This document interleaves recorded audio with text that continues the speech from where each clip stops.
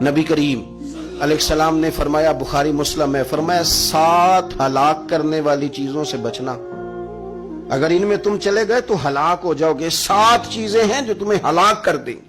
یا رسول اللہ صلی اللہ علیہ وسلم وہ کون کون سی؟ تو حضور نے فرمایا اللہ کے ساتھ شریک نہ کرنا، ہلاک ہو جاؤ گے۔ دوسرا نبی پاک صلی اللہ علیہ وسلم نے فرمایا جادو نہ کرنا، ہلاک ہو جاؤ گے، ہلاک۔ اور یار جسے حضور فرما رہے ہیں ہلاک ہو جائے وہ بچے گا؟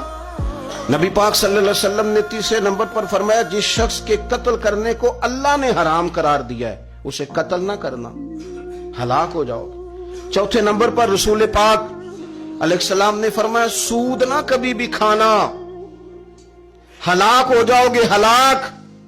بڑی بڑی دلیلیں دی بینک والوں نے، بڑا سمجھایا تو حاجی صاحب مان گئے، محترم مان گئے، کہنے لگے نہیں جی نہیں وہ کاروبار میں لگاتے ہیں۔ بڑے بھولے والے ہیں ہم، پتہ سارا ہے۔ اور دیکھو سب کاموں کے باوجود مستقل بینکوں میں پیسے اس اکاؤنٹ میں رکھے ہوئے ہیں جہاں سے مستقل سود آتا ہے۔ حضور نے فرمایا نہ کرنا یہ کام۔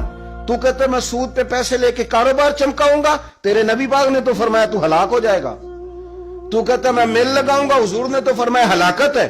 تو کہتا میں بڑا کچھ کر جاؤں گا تو ہلاکت ہے۔ اچھی طرح سمجھ لیں، اصل مال بھی ضائع ہو جاتا ہے اس بندے کا جو سود کا مال ملا لیتا ہے، اصل برکت بھی اڑ جاتی۔ اور میرے نبی پاک صلی اللہ علیہ وسلم نے 5ویں نمبر پہ فرمایا یتیم کا مال نہ کھانا، ہلاک ہو جاؤ گے۔ اور پھر 6 نمبر پر نبی پاک علیہ السلام نے فرمایا کفر سے جہاد ہو رہا ہو تو کبھی پیٹ پھیر کے بھاگنا نہ، ہلاک ہو جاؤ گے۔